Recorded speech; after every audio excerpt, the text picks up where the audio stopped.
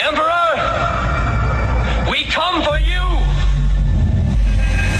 We come for you!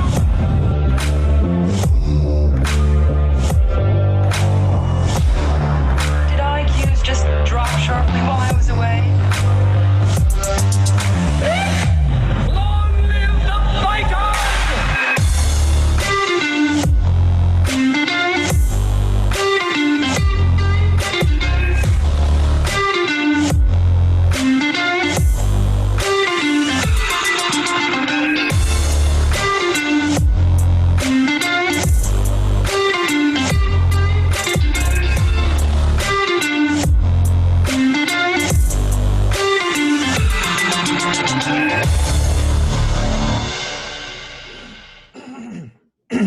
I waited that whole time just to try to clear my throat.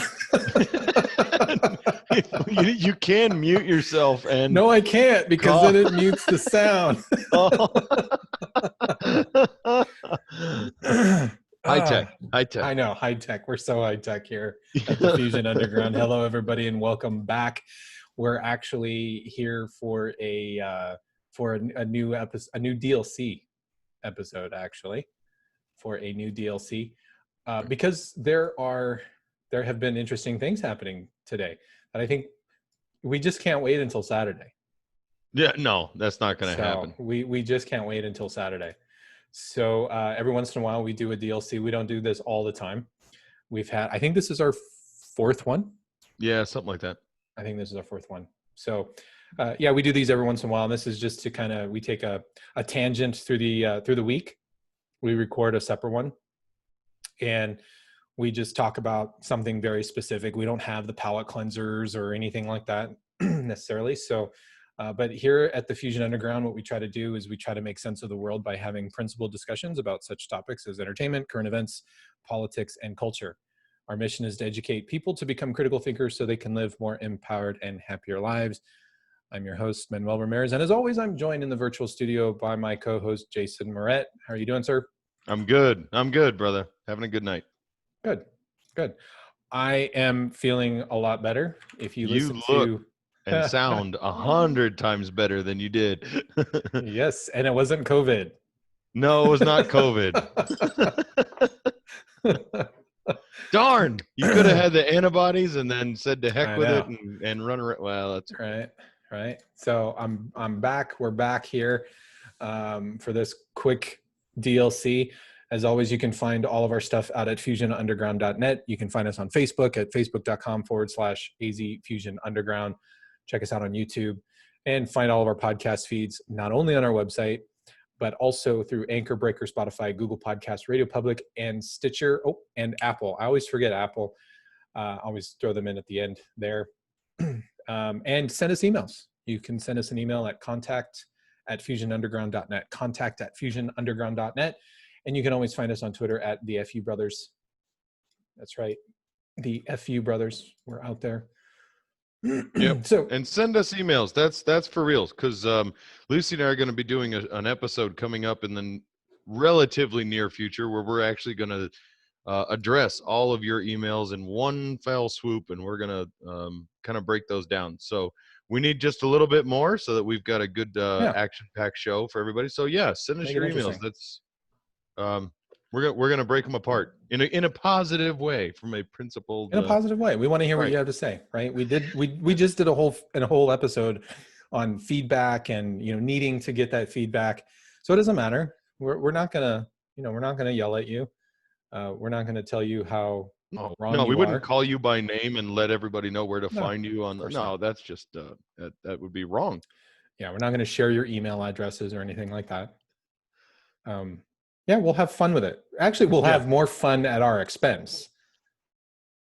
I don't think people actually realize that. Like, we're gonna have fun at our expense when we do this. So it's all good. So there's big news today. Big news, yes. Big news. Actually, big news on two fronts. Okay. First, we have more cancellations of college football. I think the Big Ten. I the heard. Big Ten. And last I heard, I didn't see anything official yet, but I had heard rumor that the Pac-12 was voting and they were going to cancel, even though they had voted to condense the season. Mhm. Not really the season. They were just condensing who they were playing. They were only going to play conference games. They were not going to play non-conference games, as if that Right. matters, as Yep. if a virus knows, oh, Right. can't go to, I don't understand how that was working, but Oh, whatever. no. That makes total sense. You know, if the virus not only knows that you're playing a non-conference game, which puts you at more at risk, but also Right. Increases risk. if you're not protesting, then you're at a higher risk. I mean, obviously we've seen that already. So Yes. yeah, we're canceling school, we're canceling this. We're not sure why, but Yeah, we don't know it's why. gotta have some effect. I mean, Correct. well, you know, leaving it open, we don't know if that's, but we might as well just cancel it because, you know, reasons and stuff with Yeah. the place and the COVID. Right. So I mean, that was one piece, but that was really, that was, you know, college football canceling the season is just kind of a minor thing. The big news is that Joe Biden has selected Senator Kamala Harris to be his vice presidential running mate. And Yep. I think this is big. Well, it is big. Whether you like it, don't like it, follow it, don't follow it, as you lovingly pointed out to me just a few minutes ago, we only get a pick for VP every 4 years, so it's only once in every 4 years. It only happens 4 years. Yeah. If you follow politics leading into, you know, this time of the political season, it's like the Super Bowl season. I mean, it really is, like, for political junkies like myself. For politics. Yeah, it's the big, you know, it's the World Cup. It's like the World Cup. You know, World Cup only comes around for, you know, once every 4 years. It's like the Olympics. So you can go to the Super Bowl and make it relevant to everybody. Yeah. Unlike just the World Cup, where only like 9 people in the United States actually follow soccer. But me being one of them. Me being one of them. I'm trying to find a way that I can actually watch some of the Champions League on streaming or something like that. I saw that the CBS streaming is offering it, but I don't want to pay for another streaming service. Imagine that. How many do you pay for already? Well, I pay for Amazon, Netflix, Hulu. Oh, HBO, Hulu, and DC Universe. So I pay for 5. 5 streaming services. And even though I know I have people Disney that Plus, don't have cable I don't that have pay cable. for less. You do. Right. Well, I don't have cable. I do have Disney Plus, but I got it free because I'm a Verizon customer. Yep. That should be probably coming up due here pretty quick, I would guess. I signed up late. I think mine expires in November. Okay. October, November. It was a little bit more towards the end of the year when I actually signed up on it. But yeah, I don't have any intention of paying for that. Yeah. I have Disney Plus, but I got that because I got a friend. That's it. Yeah. So if that friend decides to cancel it, I'm out. Yeah. You cheap bastard. I am cheap. Frugal. Yes. My favorite price is free, and if I can't get it for free, it's for cheaper than most. Emphasis on the Yeah. Yeah. It doesn't even matter how much it costs. If I can't find a discount code or get it for 20 to 15, 15, 20, 30% off, not interested. Right. Because I have to win at money. Yeah. Yeah. So yeah. Well, anyway. Good. So Kamala Harris. What are your thoughts? The vice president. What are your thoughts about Kamala Harris before I take my soapbox, dust it off? Oh, we get a Lucy soapbox tonight. I love these. And you know what? Our listening audience really loves the Lucy soapbox. I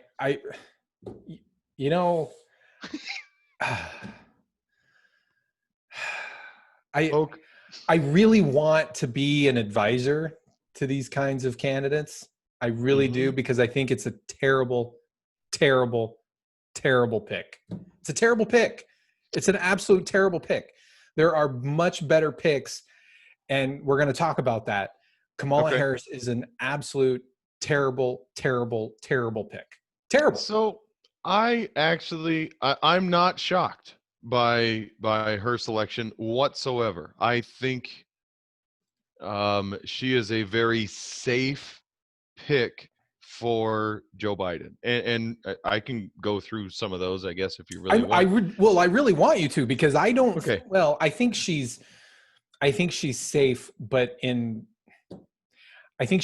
only really for one main reason. But otherwise, I think she's a terrible, terrible pick. I don't think she's as safe as some people on the right are saying. I think she's terrible. Go ahead. Okay. So she did run a fairly campaign. Yes, she ran a very bad. Most people, if they weren't really paying attention to the campaign she was in, probably forgot that she was even in it. I mean, that's just the truth. When it actually came down to it, a lot of people forgot that she even ran for the presidency herself, because she made about impact. Yeah, she made Nunya impact. Nunya impact. Yeah. So one of the biggest criticisms of her campaign was that she didn't have an identity. She didn't really have her own political agenda that resonated with anyone to even give her lasting memory. The good news is, someone like that, they don't have to create their own identity in the campaign, because she's just adopting Joe Biden's. That's the idea, that you piggyback on the ticket of running for president. So you almost eliminate that negativity. At least that's the idea. You knew he was going to pick a woman.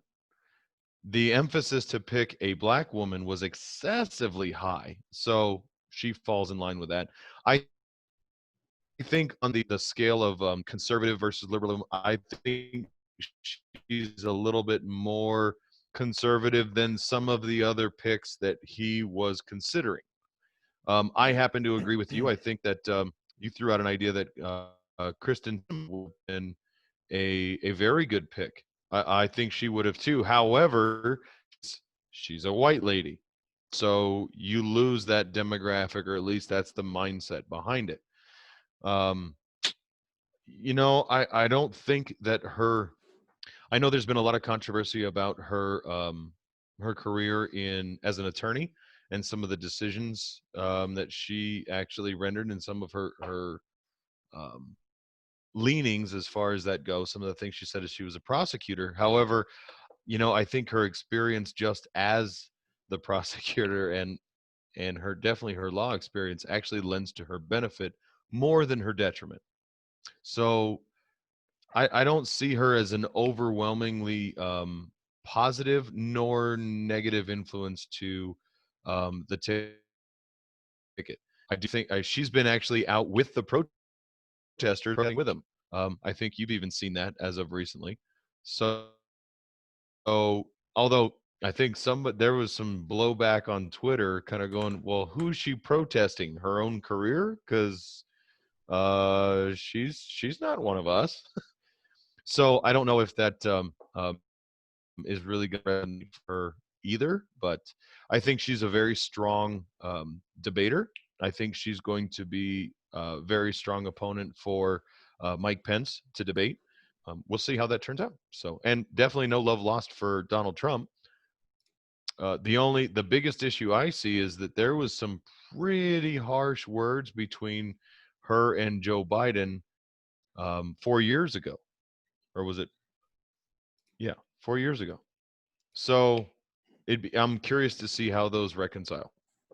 But so the only reason why Kamala Harris was out protesting with Black Lives Matter is because, one, she knew that she was the front runner to be the VP pick. Two, she has an absolutely atrocious record as Attorney General in the state of California.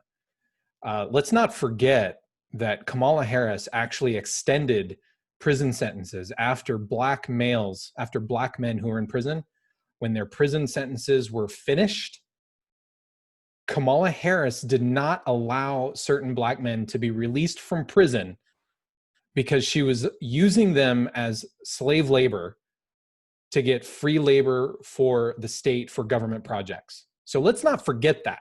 So I think what she was doing was she was actually being out there and marching with Black Lives Matter. She was doing that because she needed to quickly change her persona. She needed to change her persona because she has a terrible, terrible, terrible track record as Attorney General for the Black community in the state of California. She was throwing the book at Black males in the state of California, and they know this about her, so they have to go back and retcon history around Kamala Harris. That's why she's been out marching. Okay, that's first and foremost. Now, the reason why I say that she's a bad pick, yes, we've got those the attorney general crap that I just talked about. That's one part of it. But two, she's from the state of California. What does she give you? What does she give you? If you're running a political campaign, you need electoral votes. You need electoral votes. You need places like Florida, Arizona, Ohio, Indiana. You need some of those places that are swing states that could literally go either direction to accumulate the most electoral votes. She gives you California. California is already going to vote for Joe Biden. That's a done deal. There's no swaying that. That's going to happen. Okay, so she doesn't bring anything more to the ticket. So the only reason why that they picked her is for two reasons. One, the Democrats needed a woman. Why did they need a woman? Well, because you have a lot of the feminist movement, the postmodern feminist movement that has been happening in recent years in the media, on social media, etc. So they very much needed to have a woman. Second, they needed a woman after the fiasco of 2016 because they needed to bring a woman back into the forefront, okay, to get her ready to be president after Joe Biden is president. Okay, so they needed that. So they needed a female pick, but they also needed a black pick as well. And here's why I think that. For a long time, it's been pretty much assumed that black voters, men and women, are just a singular, monolithic, singular thinking voter block because they tend to, in large majorities, vote for Democrats. That has been the prevailing theme. Democrats have always looked at minority voters as being these monolithic thinkers that only think one way as a group, that they're not individual thinkers, that they only think one way, okay? And so the Democrats have believed for the longest time that blacks were gonna be in their corner and they were just going to vote lockstep with the Democrats. However, there has been a growing movement on social media, online, over the last several months called Blexit and Walk Away. And we are seeing large numbers of blacks leave the Democrat Party. Just this week, earlier this week, I think it was Monday or maybe it was last Friday, there were new polls that were coming out that was showing black voters are now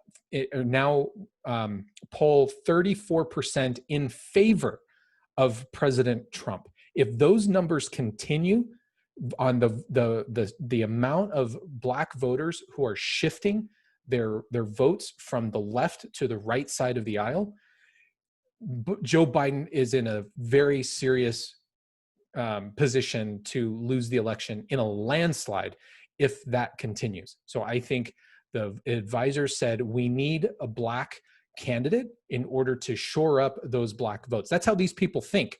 They think in terms of shoring up a very singular block of people. And the only way they think they can do that is by putting up a black candidate.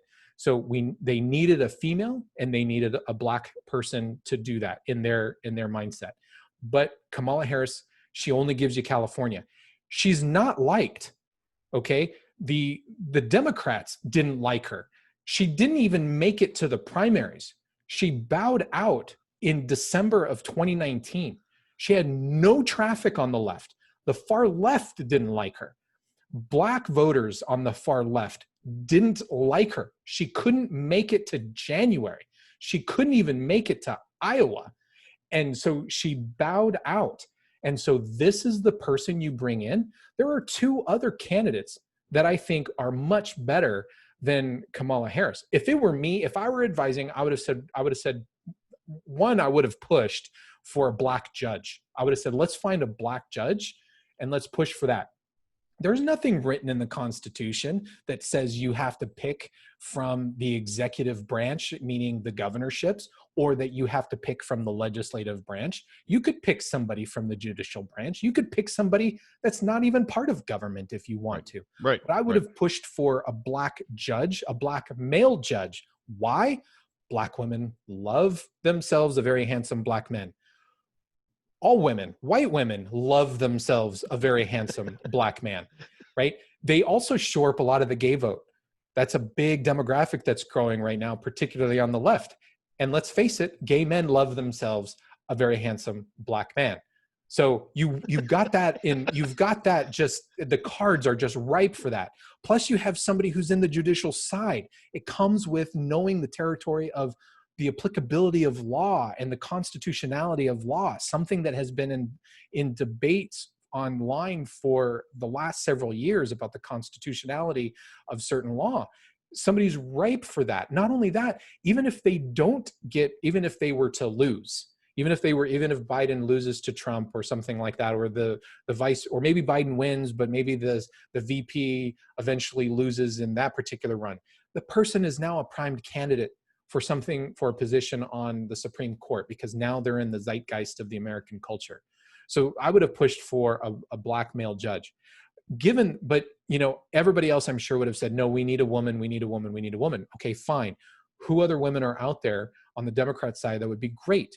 Kyrsten Sinema would be an awesome pick. Why? She's much more centrist. There are a lot of conservatives who like her. There are a lot of moderates who like her. Hell, I like Kyrsten Sinema. Do I think she's a conservative? Far from it.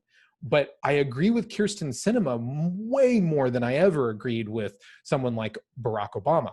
Okay, so somebody like Kyrsten Sinema, a lot of moderates can get behind. Right now, you just need to pull moderates away from Trump in order to defeat Trump at the polls. And Kyrsten Sinema is one to do that for you. Not only that, but she's from Arizona.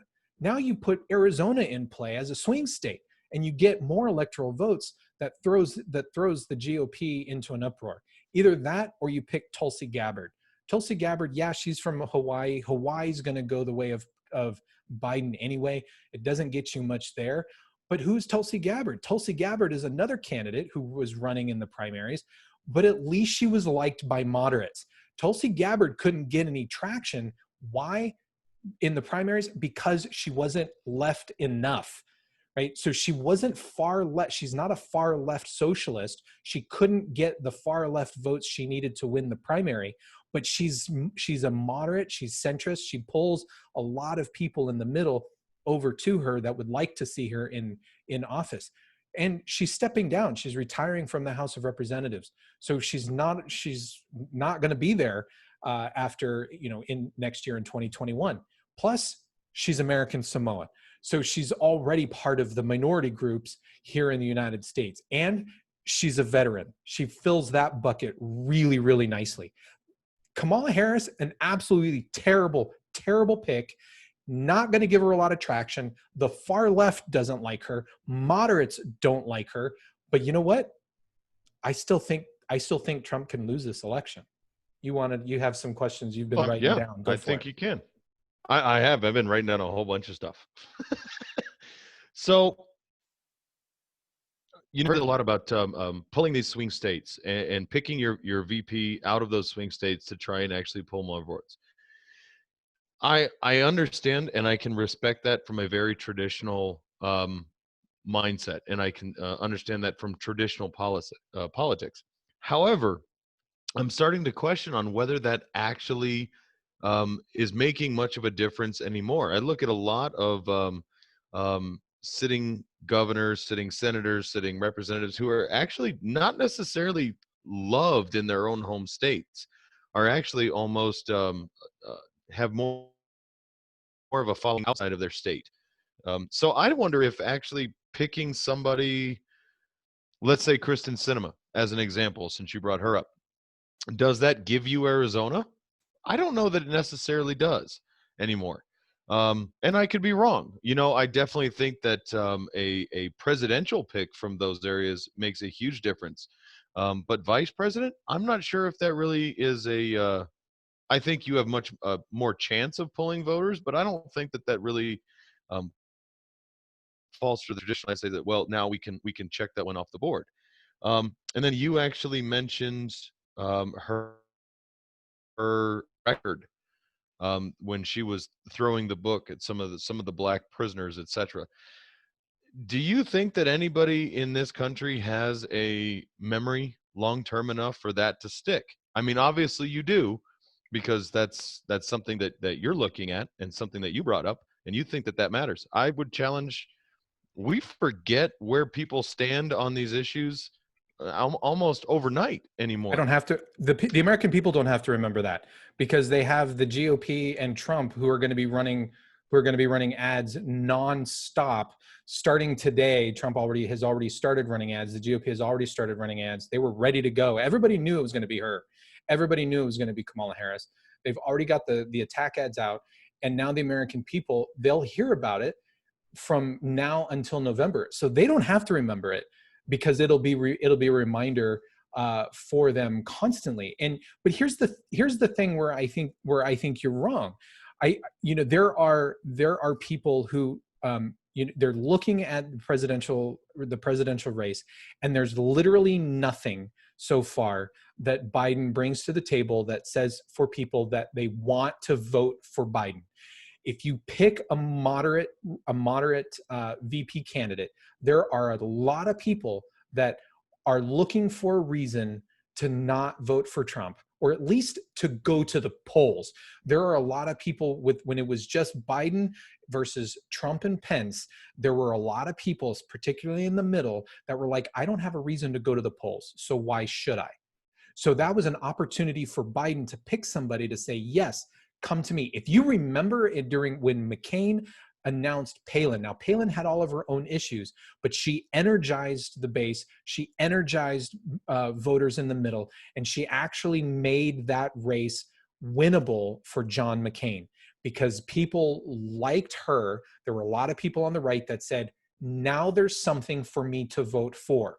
There's someone that I can actually vote for now, and that was the VP pick. So we are getting into a place in this country where we are looking for it. Hell, we had CNN just today. They slipped and let the cat out of the bag. CNN said that if, quote unquote, I'm not joking, CNN said today, if and when Joe Biden steps aside, Kamala Harris being a good pick will be able to lead the country. They actually said that. Most people now, if you're going to vote for Biden, everybody believes that Biden has dementia. Everybody believes he's a potato in a suit. Yeah. Literally, his mind is going. Very few people think he's even going to make it through a single term.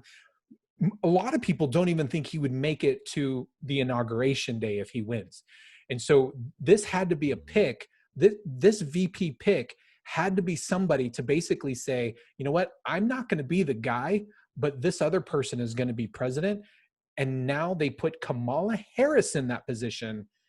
And I think there are going to be a lot of people in the middle that say, well, Biden's not going to make it a year, let alone 2 years. So I don't want Kamala Harris. Why should I vote for Biden now?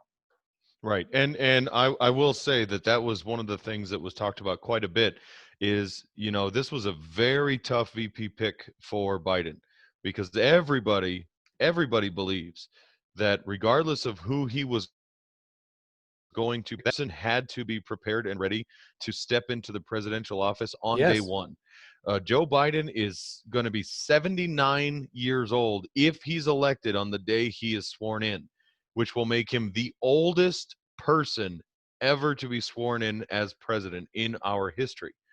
And that fact is just fact. There's no bias involved. And so anybody who he was going to pick has to be ready to step in on day one. Do I think Kamala Harris is that person? I don't, but I don't know that that's going to affect how I vote one way or the other. And back to what you were talking talking about a vote. I understand why they chose her, understanding that every black person in America, they don't think for themselves. There's no such thing as individuals in that demographic.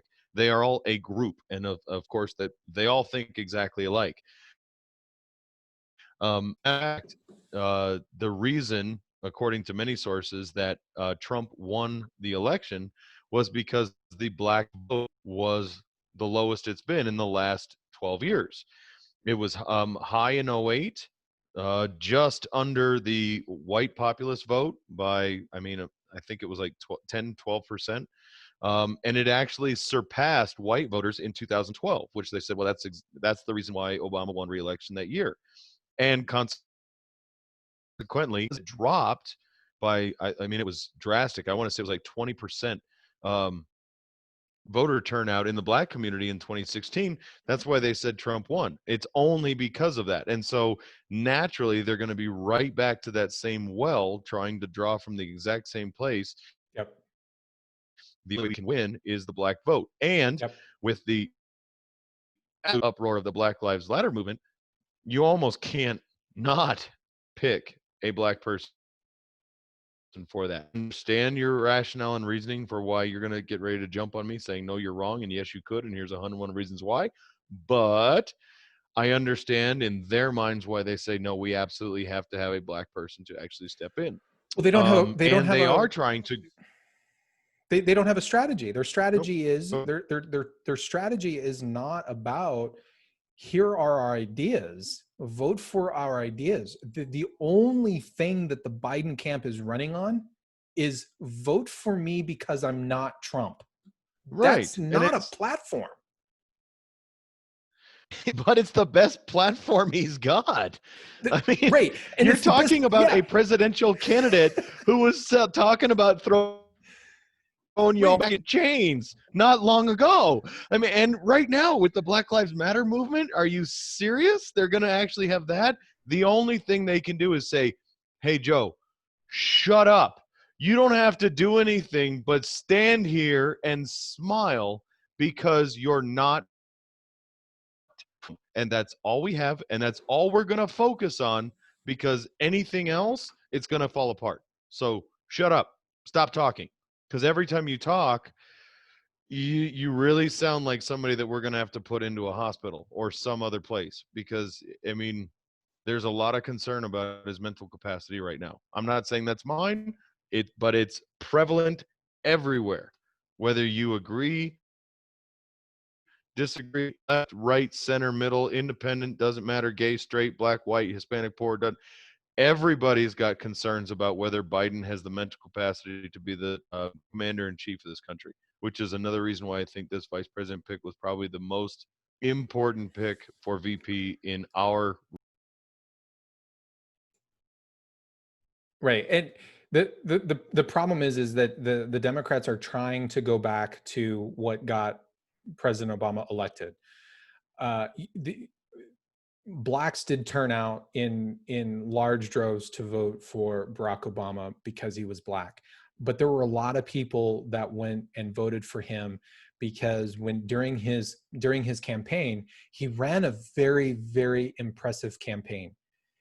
He was an empty suit. Nobody can take that away from him. He was an empty suit.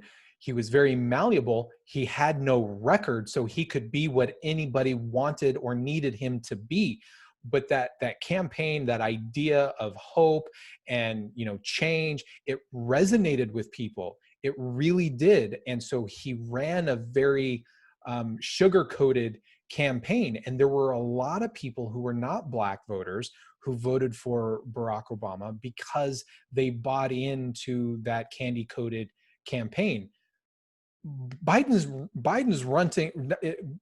running on diapers and dentures. That's his campaign right now. And CNN, I don't know if you remember, back in 2008, every media platform out there was running analyses based on how old is too old for the presidency when John McCain was running. You know how old John McCain was when he was running? 71. 71? Yeah. He was 71. Yep. Joe Biden is 77. And yet CNN, MSNBC, everybody was saying, well, wait, it's too old. You're too old if you're 70, if you're over 70 to be president. But now nobody is saying that.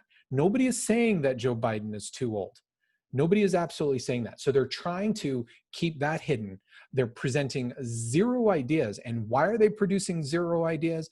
Because they know they can't compete on the record of Trump with regard to the economy. And right now, that is the best message that the GOP has, because stupid COVID came into play, and all of these dumb governors and everybody shut their economies down, and businesses have been destroyed. And I think when it comes down to it, at the end of the day, who do you trust to rebuild the economy? Do you trust President Trump, who built the strongest economy that the United States has ever seen in the history of the country? Or do you vote for the Democrats, Biden, who was part of Obama, and Obama, who came out and said, you know what? This was back in 2016, right after the election. Obama was saying, you know what? For years, I've been trying to rebuild this economy. It can't be done. There's no way Trump is going to be able to redo it, to rebuild the economy. It can't be done. And lo and behold, Trump took office. He made all these changes, and the economy came back roaring stronger than ever. You have people who are out of work. You have people whose businesses are on the verge of collapse. You have other people whose businesses have collapsed. And right now, the Democrats cannot run. You mark my words, they will not run on building a strong economy, because they cannot do that battle against Trump. They lose every single time. It's a no-win for them. This is insane, but I want to play this one little clip for you, because I want people to hear. I want people to hear Tulsi Gabbard's words. This is Tulsi Gabbard's words about Kamala Harris during one of the Democratic debates. Senator Harris says she's proud of her record as a prosecutor and that she'll be a prosecutor president, but I'm deeply concerned about this record. There are too many examples to cite, but she put over 1,500 people in jail for marijuana violations and then laughed about it when she was asked if she ever smoked marijuana. She blocked evidence. She blocked evidence that would have freed an innocent man from death row until the courts forced her to do so. She kept people in prison beyond their sentences to use them as cheap labor for the state of California. And she fought to keep cash bail system in place that impacts poor people in the worst kind of way. That's Tulsi Gabbard. That's Tulsi Gabbard talking about I think Kamala you have Harris's a slight love affair with Tulsi there. Well, she is hot. She's hot. And she was wearing that white suit. Man. Oh yeah. Oh yes. Yes. No, those are very good points. And you know, the interesting thing, you were already talking about the attack ads that are starting to come out of the Trump campaign. I have a very serious message for the Trump campaign. If you are going to utilize any of that information, my suggestion would be that you find clips just like what Dr. Manuel Ramirez just played, because those are coming from a source other than you. You have to understand that most Americans have been around the block a day or two, and they're over the attack ad campaign style. So if you are going to try and attack Kamala Harris's record, do it from another source, like a Democratic one, for example, just like what we heard, because I think those kinds of things will resonate if they come from someone outside of the Trump campaign. Because I think you know as well as I do, who's still on the fence, if they hear that from from Trump, who says that on a pedestal or a platform, they're going to disregard it very easily. I think, and I agree. But here's the thing that I want people to think long and hard about.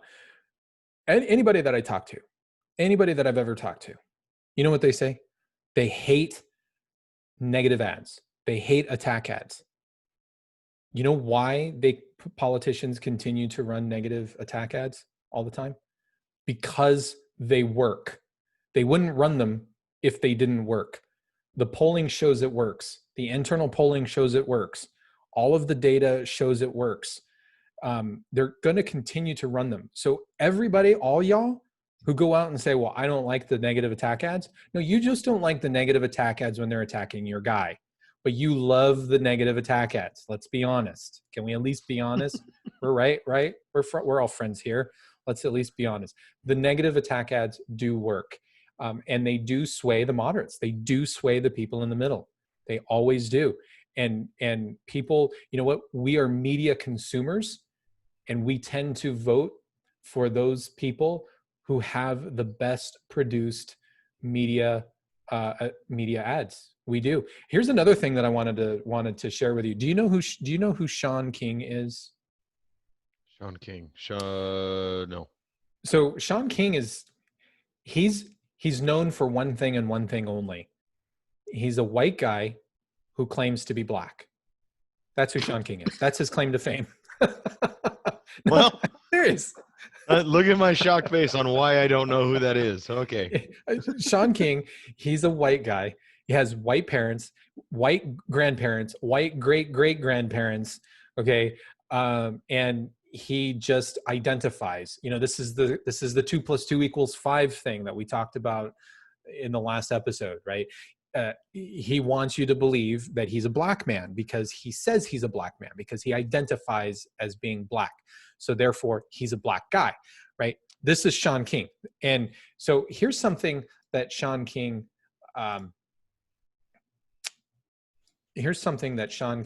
has shared before on Twitter. Notice the date, November 14th, 2018. 2018. Uh-huh.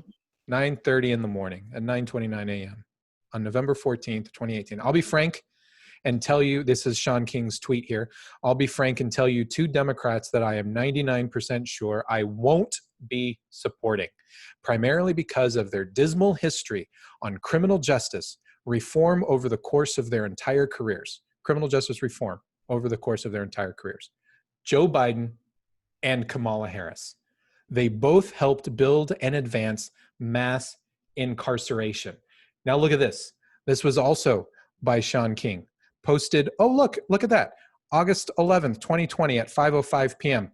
Sean King, that's it for me. I am incredibly proud to see a brilliant black woman and HBCU grad chosen as vice presidential nominee. I've done political work my whole life. It's rarely things dreams are made of. Kamala Harris is the most progressive VP nominee in American history.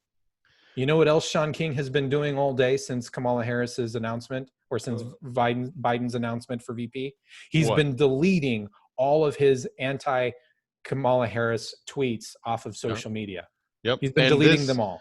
This is exactly why I asked you the question. Do you think anyone remembers her old record, and does it matter?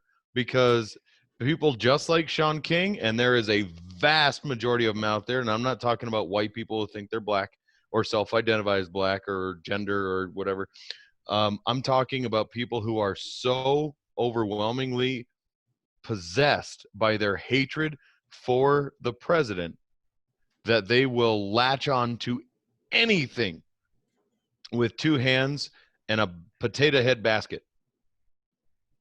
Well, like I said, they don't have to remember it, because essentially our computers and our internet, it extends our human capacity for storing knowledge.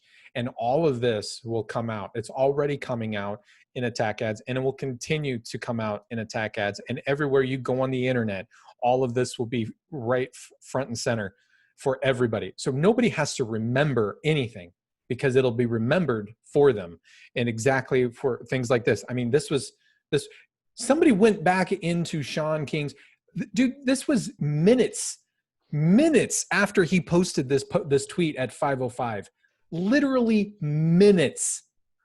And the interwebs gave in spades. They went and they dug up his tweets from 2018, for crying out loud. This guy tweets like hundreds of tweets during a day. They went back into 2018, and booyah, showed how he would never support Kamala Harris or Joe Biden for anything. And look at this, they're running together.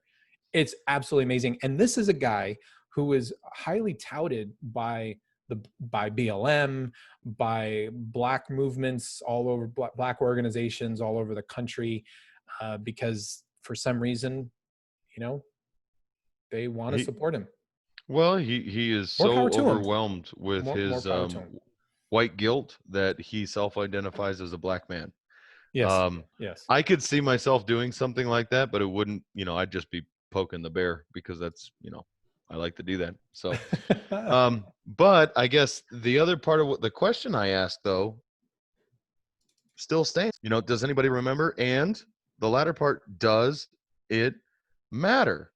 Because you're we'll 100% right. Yeah, we'll find out if it we're matters. looking at our friend Sean King here, and we have definitively shown and proven, and not we, others out there in the Twitter world. I'm not even on, so don't get mad at me for that.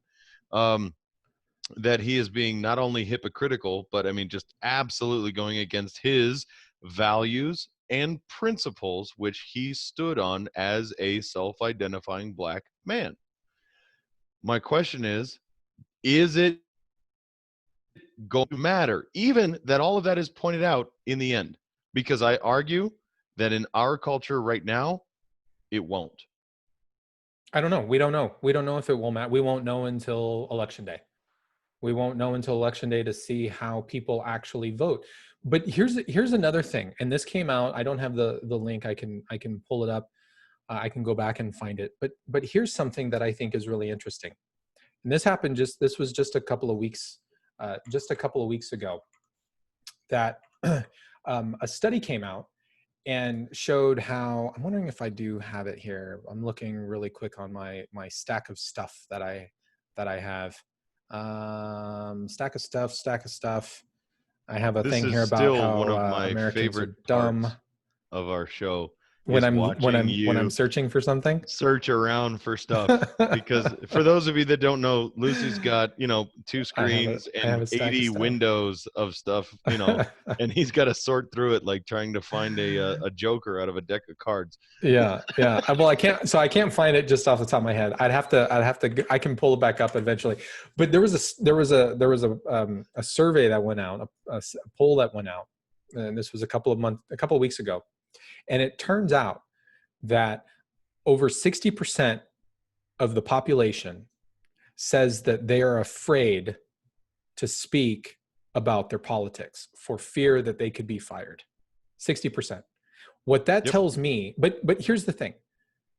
Who is it that's afraid to speak out? Are you genuinely asking? Or? I'm genuinely asking.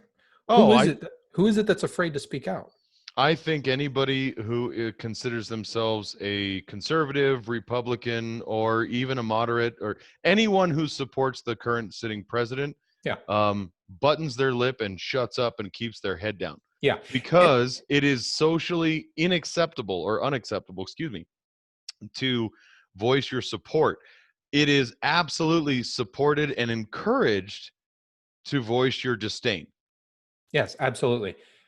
And that's why I think this is a piece of evidence. I don't think it's the evidence, but I think it's a piece of evidence that supports the idea that there is a silent majority out there, that there are, if about 60% of the population of voters are afraid to talk about their politics in public because they fear ramifications from the other side. Those aren't liberals who are saying that, and the study supported this. It's people who lean to the right, which means those are people who are Trump supporters or who are potentially going to go to the polls to vote for Trump. They're not talking about their politics. They're not coming out and saying they're Trump supporters. And that, I think, is very, very telling. I think that study or that poll, is a piece of evidence that supports the concept of the silent majority. There are other people it's really interesting what they're doing. They're going into parts of the country that are highly left-leaning, and they're doing essentially qualitative research specific to political leanings. And this happens every election cycle. Okay, social scientists go out into the universe and they look at human behaviors, and so that eventually they can match that up to how people vote on come election day, and they can try to look for trends. They're not doing this because they're working for the GOP or for the DNC. They're doing it because they're just really genuinely curious about society and how society interacts with each other, and then how they go to the polls. Okay. And so some of these people, what they're doing is they're going into areas of the country that are highly, highly Democratic, meaning they're highly, highly left-leaning Democrat voters. And what they're noticing is that very few people in these left-leaning areas of the country are showing, are displaying yard signs for Biden. They're not displaying bumper stickers for Biden. These things are huge, okay? And they're noticing that, hey, you know what? In the last election for Hillary, these yard signs were everywhere. These bumper stickers were everywhere. And yet now they're noticing that at the same time, at the same point in time during the campaign cycle, they're nowhere to be found. Now, does that mean they're not gonna vote for Biden? No, it doesn't. Does it mean they're gonna vote for Trump? No, it doesn't. It doesn't. We don't know what that means right now, but it's interesting. And then again, when you compare it to another piece of data that says, well, 60% of people are afraid to talk about what they believe in terms of politics right now for fear of being canceled. You know, I think that there's this larger silent majority of people, even in far left-leaning areas, that might surprise people. Now, there was a huge walk away rally over the weekend in California, actually in just outside of Hollywood. There were hundreds of people that turned out for this. There were hundreds of people that turned out recently for a protest. Lack of a better term, calling it a protest, but they gathered in downtown Seattle in support of the Seattle PD. There are now pictures of huge signs that are going up in downtown LA asking for people to vote Republican in the upcoming election. This is unheard of. We have never seen this before in decades in left-leaning areas. Do I think California is going to go for Trump? No, I don't. Do I think Trump might get a surge of voters who are sick of what's happening in their state of California? Possibly, maybe. Could it be that maybe at the presidential level they vote for Biden, but at the local level they vote Republican? Yeah, that's a possibility too. But it's interesting. It's interesting that I think what's happening in the population across the country, I think there are a vast number of people that are seeing what the Democrats support and what they're calling for, and they're sick of it, but they're afraid to speak out. Because what is it that the Democrats have to offer? They're in favor of illegal immigration. They're in favor of medical care for illegal immigrants. Nobody wants that. Any normal American that you speak to says, well, why should I pay for that? Nobody wants to pay for that, but they don't want to admit it in public. They don't want to go onto a platform like we have here and say things like that. They don't want to post it online and say things like that. But that's what the Democrats are for. They're in favor of illegal immigration. Biden has already said he's going to stop funding the wall and tear it down if he's elected. We've got Democrats coming out of the woodwork saying they're absolutely going to confiscate guns. Guns are flying off the shelves, as you well know. Ammo you can't buy anywhere because ammo is gone. And you know, there places will say, well, you can only buy 2 boxes of ammo, or you can only buy 4 boxes of whatever, right? People are buying up ammo left and right. The Democrats want to confiscate guns. Biden has already come out and said he will absolutely raise taxes, which is an economic killer. Everybody knows that.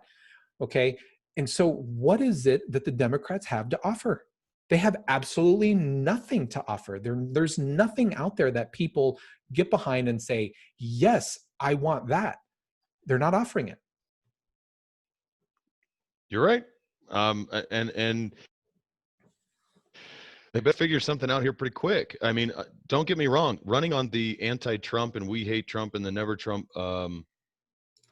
bandwagon, that's going to garner you some support out of the people who weren't going to vote for Trump anyway. I think that the key thing Yes, you need to anyway. focus on is where are those moderates that voted for Trump who might have otherwise voted for Hillary had things been a little bit different. I mean, because that did happen in 2016. Let's be honest. The reason Trump was elected was because he was able to pull voters from the left to support what he was running on. I mean, that's just the fact. And, you know, there was a lot of polls going on. You remember 2016. It wasn't that long ago. All the polls had Hillary way ahead. Yeah. And I believe that that silent majority existed then just as it does now. Only now I think it is absolutely toxic in comparison.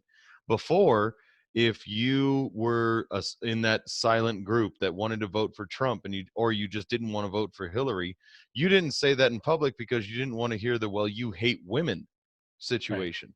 Now it really is, well, you hate everybody if you vote for Trump. I mean, it's gone almost to the extreme, and there is a lot of people I know who I've even heard people saying they're afraid to go to a polling place because they're afraid they're going to be accosted when they get there and forced to say, you know, did you vote for and why did you vote for that? And I believe there's a lot of people. Shoot, I've even seen little polls come up on my phone that say, you know, do you support Trump or do you support Biden? I won't even answer those because I have no idea who's getting that information. And that phone follows me everywhere. God forbid, you know, and I think that was a big part of the reason why everybody was shocked, as it were, in 2016. I don't think that's gone away. I think it's gotten even worse. And there have been a lot of people coming out and saying, if you believe anything you hear, believe this. Don't believe the polls, because there are a lot of people who are not participating in polls because they're afraid. They just don't know where that information is going to end up and in whose hands. Well, I know staunch conservatives who have never voted for Democrat, who have said they've been contacted for a poll and they've said that they would vote for Biden to the pollster. Because, oh, really? Oh, yeah, intentionally. So, you know, you can't trust the polls. Nobody, you know, the problem with the polls, at least now in today's day and age, is the polls are designed to shape public opinion, not to report on public opinion. And that's where the media has gotten the polls wrong. And because of the tension, because of the division that America has right now and has had since 2000, I mean, it's just only gotten worse since 2000, in my opinion. You know, you can't, the polls are there. They're designed to shape public opinion. They're not designed to report on it. And I think people are happily lying about who they're gonna vote for because they don't want to be hassled. They don't want their lives turned over, and they just want people to stop calling them. Yeah. And I 100% agree with that. Yeah. So do you think overall we've kind of gone around a little bit. So do you think Kamala Harris genuinely hurts Joe Biden, or do you think it simply doesn't help him? Yes, I don't think it helps him. And so here's the thing. I don't think it hurts him, but what he needed help from the moderates. And I don't think Kamala is a pick that gets him the moderates, because there are a lot of moderates that are going to say, no, I don't want Kamala Harris, because most of the moderates are starting to recognize that Joe Biden, he's not going to last. Right? He's not going to last. When people are even contemplating if he's going to, there are people saying, I don't even know if he's going to make it to election day. And then you have people that say, well, if he makes it that far, I don't know if he's even going to make it to inauguration day. So really what you're voting for is you're voting for the VP pick to take over. That's what you have on the left. So if that's the case, I don't believe that a lot of the moderates are going to say, well, I want Kamala Harris to be president. They're actually going to look at her and go, gosh, I don't want her to be president. I'm not voting for her. There's nothing there that excites the moderates. And there's nothing there that really excited the left liberal base, although the media is going to completely spin it that way. The media is already spinning it that way because they have to. They have too much invested against Trump. And let's face it, maybe somebody listening to this is thinking, well, I don't know, why should I vote for Trump? I challenge people with this thing. If Trump wasn't as bombastic as he is on social media, would you vote for him? Because keep in mind that his ego on social media, a lot of that is trolling. His staff has even admitted it. He's admitted it. He gets a big kick out of trolling online. You watch the guy, and he's having a blast. He's having fun as president. He truly, truly is. And a lot of that is he's poking the bear. He's poking the other side. Okay. And so, yes, when I talk to people, they tell me, they say, you know what? I just don't like his tweets. I'm like, are you kidding me? That's your argument? It's like, well, I love everything else about the state of the country, but I don't like the president's tweets. So that's going to cause you to vote against him? Are you kidding me? I think if you're taking that mentality, you're an idiot. And I mean that honestly. If that's the only thing you have is, well, I don't like the guy's tweets, you might as well say, well, I don't like the ties he wears. Because, we're supposed to be people. Americans are supposed to be people that are about getting the job done. Are we not? We're supposed to be people who say, you know what? I put the working boots on, I go out, I get the job done. American, buy American. That's how we won World War II. The whole concept behind American culture is Americans get stuff done. And we talk a lot of shit doing it. We have a man in the White House. We have a man in the White House who gets shit done and talks a lot of shit doing it. Guess what? He's a red-blooded American as far as I'm concerned. He's absolutely 100% a red-blooded American. I don't know of any other American out there who doesn't go out there and get shit done and talk a lot of shit while they're doing it. I mean, hell, that's Americana right there, my friend. That is being American. Freaking conquer and, take names. Yeah. Kick ass and take names. That's what he does. That is what he does. Why can you not like that? Because right now we're not living in a culture where it matters about you getting the job done. It doesn't matter about actually getting the work done, actually getting the success, actually getting the progress, actually making the money, actually winning the game. We are a society right now that is obsessed with how you make me feel when you do it. No, I refuse to believe that. No, I refuse. Roll to disbelieve. I roll to disbelieve. I refuse to believe that. Because I cannot believe that mainstream America, that America that went and saw Rocky and that watches Rambo and cheered when Ripley came out and said, "Get away from her, you bitch," to the alien.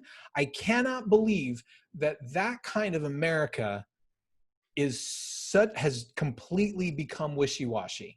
We're not aliens and Rambo and Terminator and all of those things anymore. We think we are. No, we are Twilight and Harry Potter. And I love Harry Potter, but that's where we are. That's where we are. We are snowflakes wrapped. I really want to be a strong man when I grow up. That's what we've become. It's irritating, and I see you're frustrating, and I love you for it. Yeah. But unfortunately, I mean, you're talking about a generational idea. Look at the movies you just mentioned. A generational They're idea. 80s, early 90s. It's frustrating to me. I get it, because I still think that there's strength in this country and the people. Americans are built on grit. I love it, and I have to believe that. The younger Americans I see acting up and starting to replace you and I, unfortunately, are built on pillows and feelings and yeah, it's sad. We have no grit more. Well, I think that exists in some places in our culture. I have to continue to believe that Americans love somebody who kicks ass and takes names and talks shit while they do it. And Trump does that. That's what Americans do. All of our sports heroes do it. Yeah. My God, all of our sports heroes, all they do is trash talk. Do you understand? President Trump, he's just a freaking trash talker. Yeah. How can you not respect that? I respect the poking the bear. I get that all the time. Did you see what he said on Twitter? Like, Yeah. no, what'd he say? He's trash talking. And look at, and I laugh at it because as a bear poker, I absolutely get what he's doing, because I would do the same thing. Oh, does this bother you? Well, guess what? I'm going to do it again. That's just how he does. And I get at it all the time because it riles everybody up. And I'm going, you guys, he's just playing. He's playing you like a ball. Do you not see that? There are, when President Obama was in office, right, I watched him go around the world, especially that first year of him being in office. I watched him win the Nobel Peace Prize for not doing anything.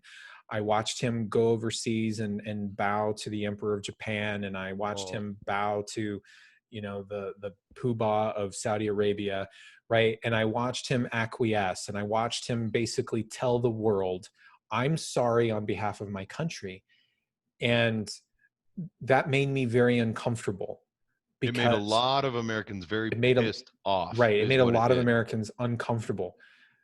I haven't, President Trump, I don't expect anybody to be president to be perfect. And I don't expect anybody to be president to do everything that I agree with 100% of the time.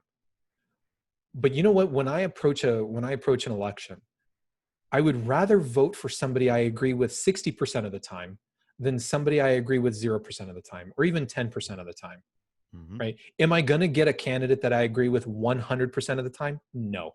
You're not going to agree with anybody 100% of the time, right?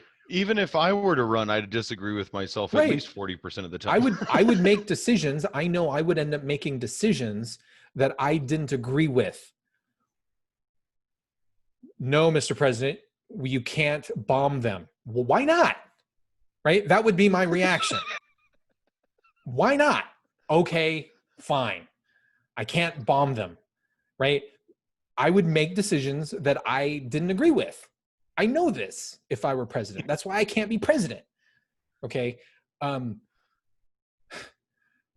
you know what? For the first time that I can recall since President Reagan, there has not been, and I mean Bush Sr. and Bush Jr. and even Clinton, but hell, I at least felt it a little bit from Clinton. President Trump is the first president in my lifetime since Reagan that I truly feel that the president cares about me. I don't know if you've seen the videos where Trump will leave his motorcade. Trump will stop his motorcade and get out, and he will shake the hands of firemen or police officers who are on the sidelines. He will flee the Secret Service guys to go out and hug and shake the hands of steel workers who he sees on the side of the road or whatever. This president, I feel at least that this president cares about me. Like if I were in a room with him, he would care that just for the fact that I'm an American. He's trying, I believe that President Trump cares about the United States and that he puts Americans first. I never felt that with Obama. Well, because and he was always apologizing for us. A big part.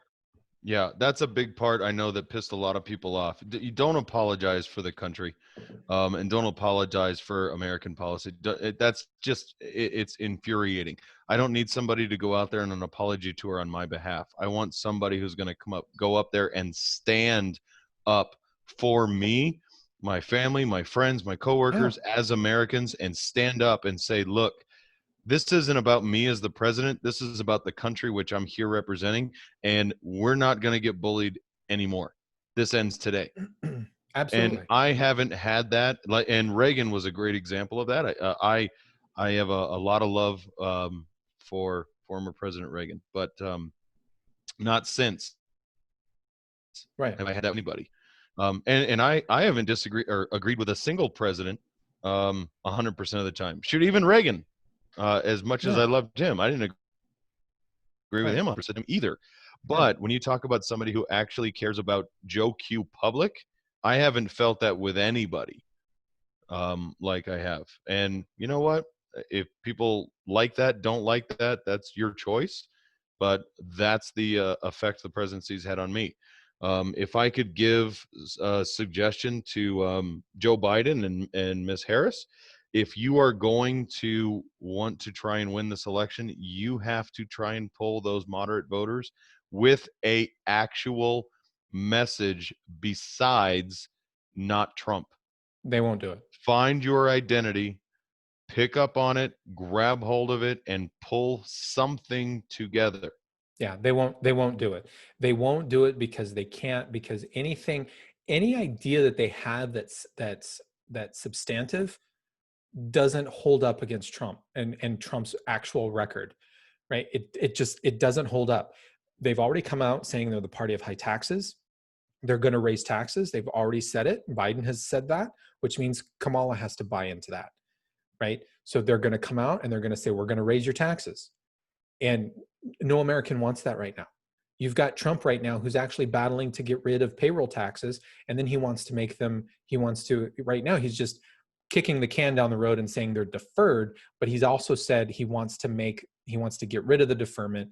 So at least for the rest of the year that there are no more payroll taxes, right? He's already cut taxes once before. Nobody right now wants to have their taxes raised, but the Democrats are saying we're going to raise your taxes, right? I think the American people, here's what I think will happen. I think the American people will go to the polls. I think they'll vote in Trump, but I think they will keep the House in the House of Representatives in the hands of the Democrats, and I think the Senate will flip to the Democrats as well, because I think at the end of the day, people will say, you know what, I want Trump at the helm, but I don't want to have the Republicans to have all the power. And that's what I think what will happen. And I can see that if for no other reason, in respect to the large group of Democrats out there who cannot get behind the Biden-Harris ticket, but are not willing to go all in on a Republican-controlled government. And I have no qualms with that. I can understand the rationale. I don't have to agree with it, but I can understand it 100%. Yeah. And I think there's a lot of Democratic voters out there who will fall into that category, most likely. Yeah, definitely. Well, so all right. Well, we did it. We talked about it. There you go. Actually, had a fairly heated discussion in a good way, I think. Somebody's got to be all fired up now that after listening to this particular one. So, send us a note. What are your thoughts? Yeah, definitely. Send us your thoughts. We would love to hear about it. I would love to hear how I'm wrong. It seems like whenever we get hate mail, it's always how I'm wrong.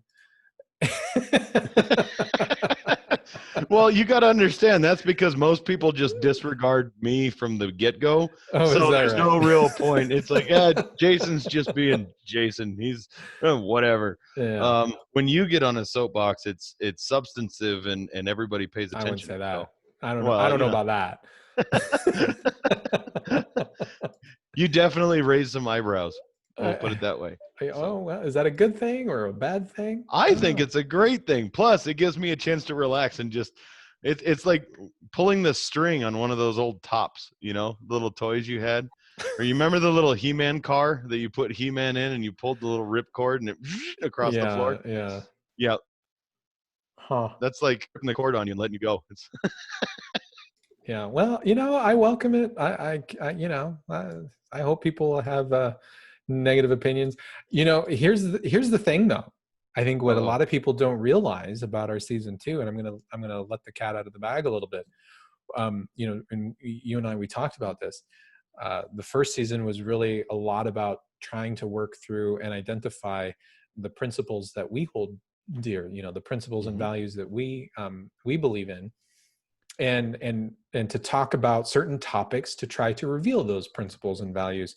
But really in season 2, what we're going to be getting into is how you apply those principles and values to things that are happening in politics and culture and current events and those types of things. Is this show going to be entirely about Trump versus Biden? No, not necessarily. But we're going to be looking at those things that are happening more and more in the public eye, and trying to dissect those and strip them down. Because really the goal here of this show, I think, is how do you take those principles and values and start looking at topics that happen in the public sphere, and how do you apply that, and then how do you make decisions around that? And so you're going to start seeing a lot of those current issues come into the show as we kind of dissect them and talk about them. Yep. And I think we're going to do our best to try and look at current events as overarching ideas rather than discussions, if that makes any sense. Yeah, so we might not talk about a riot in Chicago, but we might talk about what the mentality behind rioting is, how that exists, and or maybe either supports or condemns that, and look at it from that perspective, if that makes any sense. Yeah. And we may even get into some like really, really controversial things like abortion. It's always a fun one.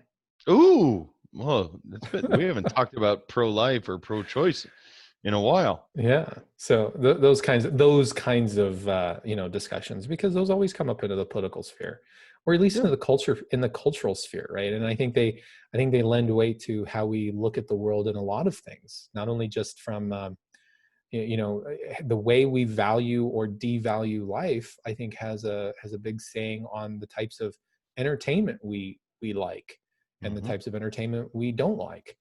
Right. So I think we'll probably get into those kinds of things as we go through the rest of the season too. So anyway, sounds great. It'll be fun. Yeah, definitely. Again, remember, send us hate mail, contact@fusionunderground.net. You can find all of our stuff out at fusionunderground.net. Also on our Facebook page, facebook.com/azfusion. Yeah. Or AZ Fusion Underground. It's like it's getting late. The whole mental train just derailed right there. And you saw that. Yeah. And you can find us on Twitter at the FU Brothers, at FU Brothers. Yeah. Oh well. For Jason Moret, I'm Manuel Ramirez. You've been listening to the Fusion Underground. Peace out, everybody. Have a good night.